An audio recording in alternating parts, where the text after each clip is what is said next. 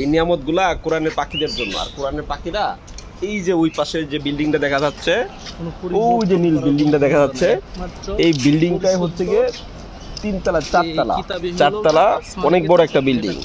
এই পুরোটার মধ্যে কোরআনের পাখিরা আল্লাহর রহমতে ওদের জন্য এই নিয়ামত।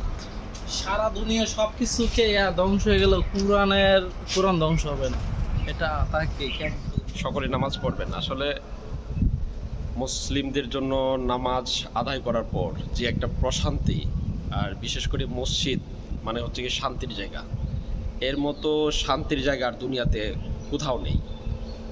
মানে আপনি চিন্তাও করবেন না যে আসলে মসজিদে এত শান্তি, এত শান্তি। বিশেষ করে আপনি যখন 5 ওয়াক্ত নামাজ পড়বেন তখন আপনার মন মাইন্ড সব কিছু চেঞ্জ হয়ে যাবে।